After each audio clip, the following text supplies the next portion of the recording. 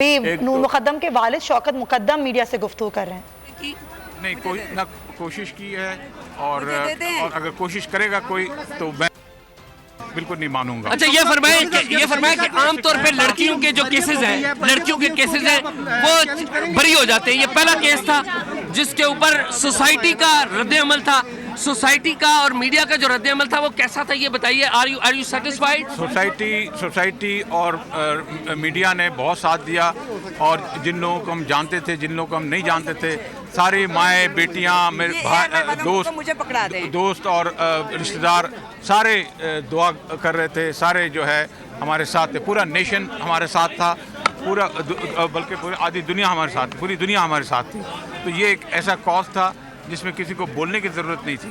وہ سب سارے emotionally charge ہو کر کے سارے خود بخود آئے. کسی کو ہمیں بولنے کی کوئی ضرورت ہی نہیں تھی.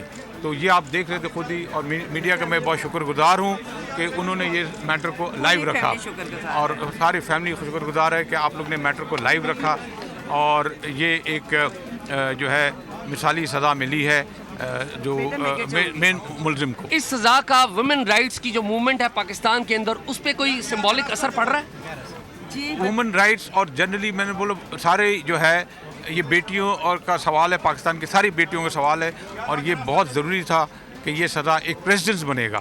ورنہ ہر کوئی جو ہے جو سمجھے گا کسی کے معصوم بیٹی کو مار کے ہم چلے جائیں گے بری ہو جائیں گے تو یہ نہیں ہوگا. تو آج عدالت کی فتح ہے. انصاف کی فتح ہے. اچھا یہ ایک آخری بات بتا دیں باقی دیکھنے والے کو ساری دنیا آپ کو دیکھ رہی ہے کہ جو مرکزی ملزم ہے ظاہر جعفر اس کو تمام کاؤنٹس پہ سزا ہوئی ہے. جی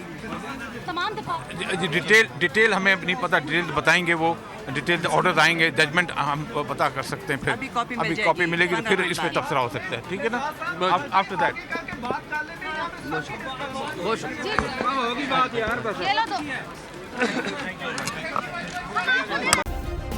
سبسکرائب کریں اور بیل دبائیں تاکہ کوئی خبر رہ نہ جائے.